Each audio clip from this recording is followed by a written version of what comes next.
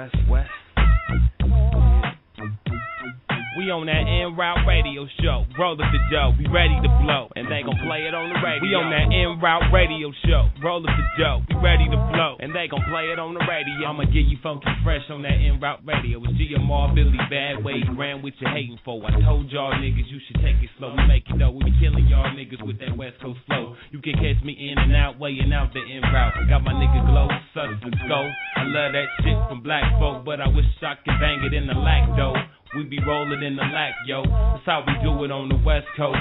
Gotta give it to my fellow listeners. Gotta get this shit cracking, so we gotta get the scriptures. Making big money, motherfuckers get the picture.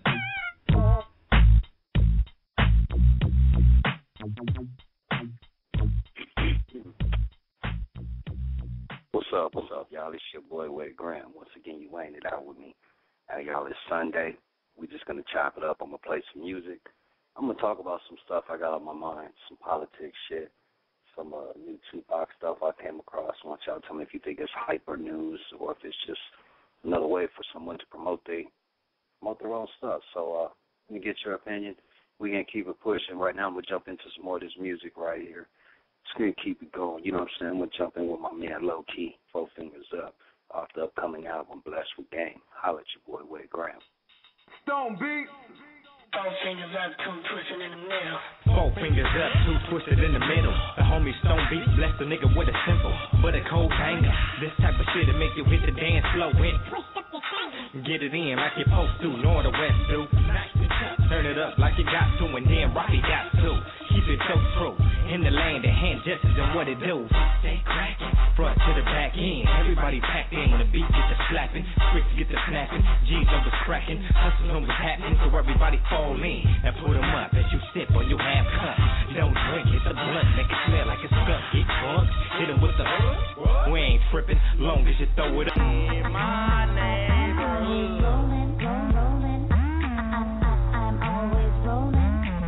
What's up, y'all? It's your boy. Hey, I told y'all, and before I got started, we was going to be talking about all kinds of stuff. And I ain't trying to promote nobody's shit or not trying to promote it. You know, I'm just speaking on it. And I say that because it seems like a lot of people take offense when someone speaks about another blog site, website. You know what I'm saying? Like we're not all on here. It's all freedom of speech. If everybody's speaking on the same topic, then what does it matter where you got it as long as you're speaking the truth and you ain't making shit up. On that note, I come to this shit, bombfirst.com. I've been across it several times because, you know what I'm saying, like many, I'm a pop, you know what I'm saying, what you say, fan, listener, whatever, you know what I'm saying. And this stuff, they had this site, this blast that went out, it said, you know, August 13, 2012. Tupac fans have been deprived for too long. Well, that all ends August 13, 2012. So I try to research to find out, you know, what's going on, you know what I'm saying? And it seems as though I can't come across anything. So I don't know if that means they're dropping another album, another, I don't know, someone's got something, you know, some video footage they think that has never been seen before or whatever. So on that note, you know what I'm saying, we're just going to see what happens on August 13, 2012 for all you Tupac fans. And we're going to wait and just take it from there, you know what I mean? And I don't know. Only thing I do know is that I can play some music for some Tupac fans. And you know, that I know is definite because that's real. That's what I know we'll be listening to. So I hope it's not some exploitables type shit that's going to benefit this bombfirst.com or some other entities that have no intentions of taking any of their revenue and giving it to, you know, Afeni Shakur or to, you know, a foundation that may be set up in the honor of the man, you know. I see a lot of people to this day still making money off of tragic situations they had to do with the man. You know what I mean? And it's not, you know, people shouldn't do that. So I'm not going to say it's not right and get on a preaching scale or nothing like that. But it's an American way. People are going to hustle and do whatever they can do to make money. That's on some real stuff that I can't even front. But on that note, We're going to get into some Pac right here just for them true Tupac fans that really like to just listen.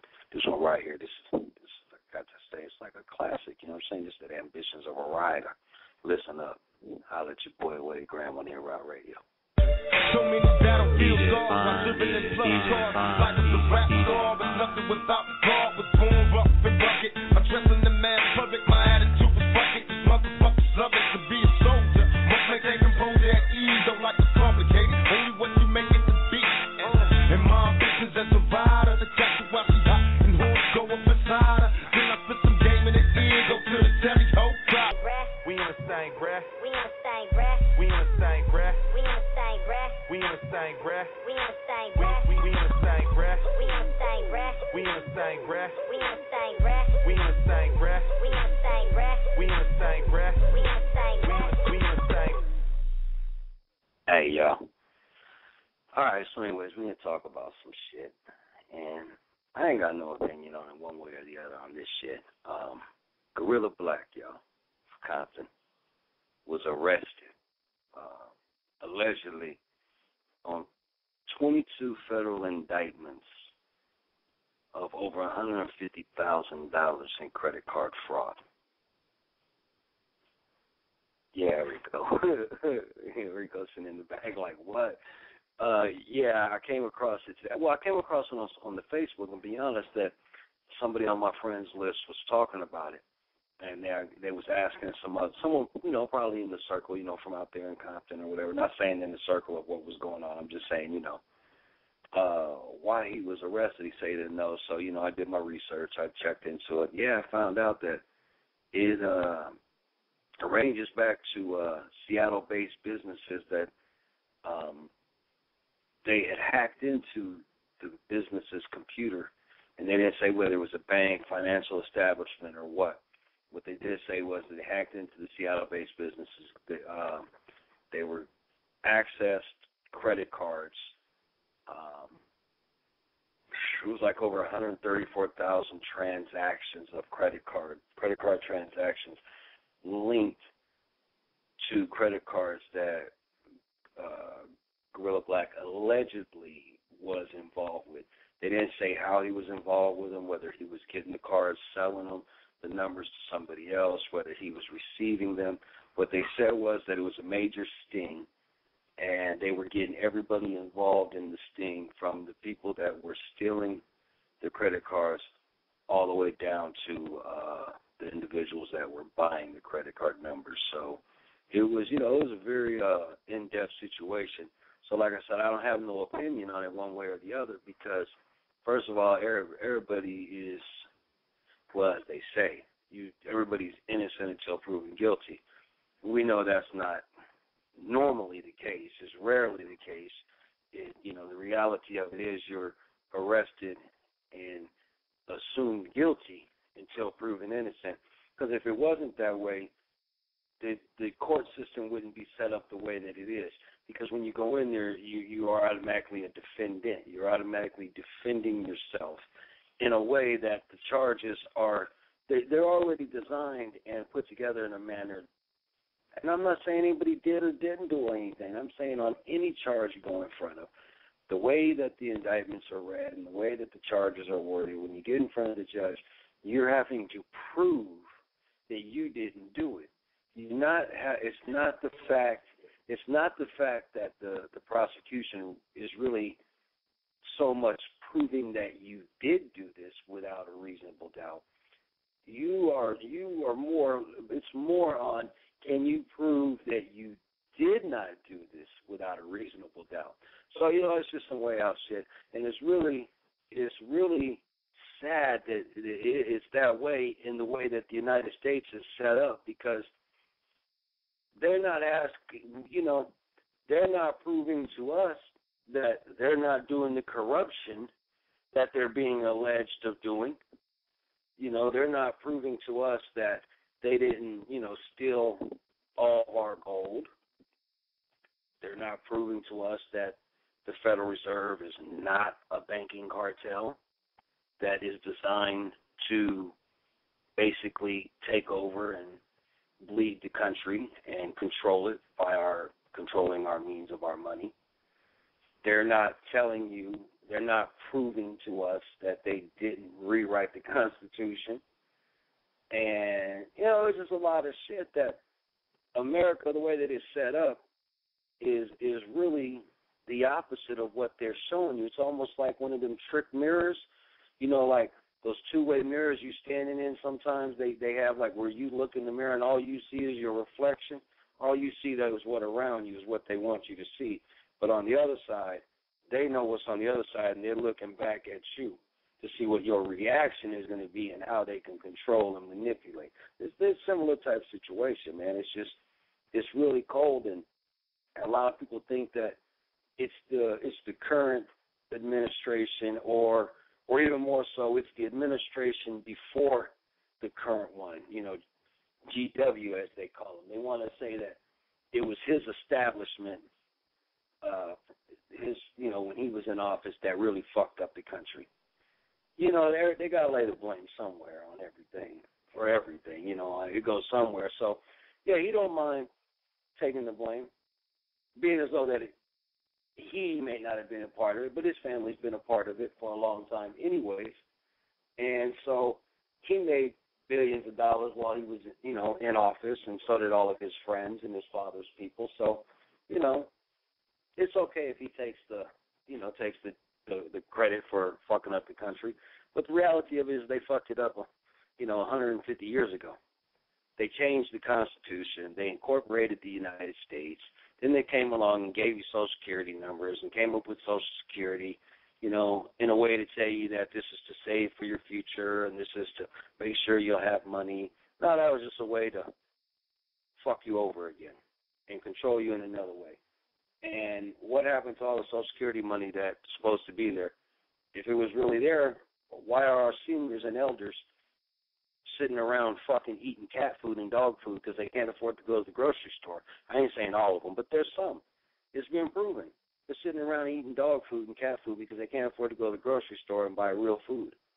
Because now that they're 65, 70 years old, they're not given enough money to maintain what it would take to maintain a fucking animal. But that's just my opinion, y'all. I would take it for what it's worth. I know I got all off track, but back to like what I was saying, everything is alleged, and you're never going to get the same treatment that they get. But enough of that. Enough of my, what they say, that was my rebuttal, huh? That was a Wade Graham rebuttal. Enough of all that bullshit. Just get back into some more music. I'm thinking about some Glasses Malone featuring Joe Moses, Ty Dolla $igns, and Corrupt. Name the track 6 in the morning, y'all. Yeah. Ty, what that shit do, fool? Bitch thug life. Want a real nigga thugging off Bud Light. Want a real nigga mollied up gay. For when the baby out of sweet. 501. Priest with a gun. Bitch want a gangster and that ain't you. My young niggas poppin'. We yell out woo. And if I say nigga, then shoot. Bitch, what it do though? It's me and Tudo. Banging out a Tudo. Sacking with the dulo, fresh out the slammer, blood think he hammer, Jerry kill juice, broke a sex with the hammer, straight on one, really, really trippin', had a couple hoes think he really, really pimpin', YG love, beastin' off Yerman, he up all night till 6 in the morning, and the orange juice, what I gave a bitch, dip the blunt in the lane, she on some trippy shit, first time smoker, first time fucker, the way she giving head, she ain't a first time sucker, Dolly on that molly. Dolly on that molly, Dolly on that molly, call her Dolly on that molly, Dolly on that molly, Dolly on that molly, Dolly on that molly, call her Dolly on that molly. Yeah.